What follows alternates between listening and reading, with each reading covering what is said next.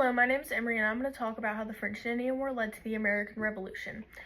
So, it starts with the French and Indian War, aka the 7 Years' War, which was basically a war between the British colonists and the French and Indians over the land of North America.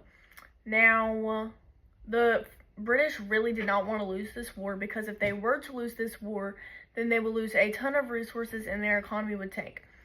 So, Prime Minister of England, William Pitt, issued a blank check in order to win this war. And they did end up winning, but they went into a ton of debt. So, around this time, England and North America, they were doing a lot of trading back and forth. And the government was really lenient with the trade and everything. And they were basically just like, we don't care too much about it, but it was losing them some money.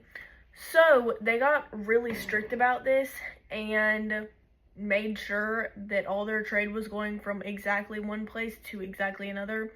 And this made the colonists pretty mad and caused quite a bit of tension. Another thing that caused a bit of tension at this time was the Proclamation of 1763, which basically said that the English colonists could not go to the west side of the Appalachian Mountains because that was not their territory. Now, this made them kind of mad. Parliamentary sovereignty was like the rule of the government being strict on trading, and this was called the Navigation Acts.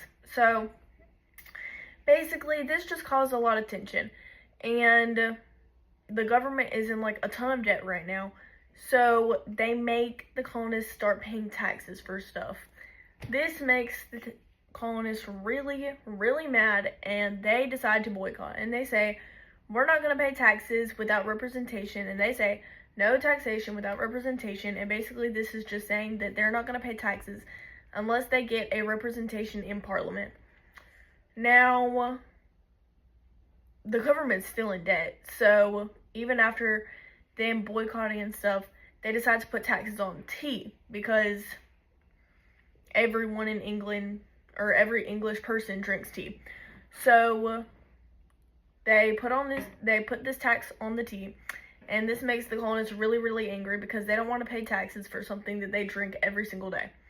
So they decide to go to the Boston Harbor and basically riot and pour a bunch of tea, like millions of dollars of tea, into the Boston Harbor.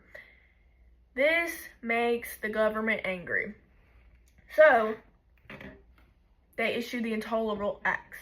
And the Intolerable Acts basically just say that they're going to close off the Boston port until the colonists pay off all this money that they wasted in tea.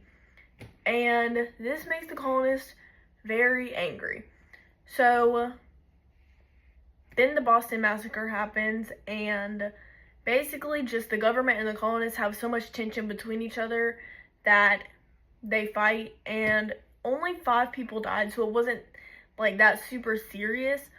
But the way that it was portrayed on media made it seem really serious, and it caused so much built-up tension that everything led to the American Revolution.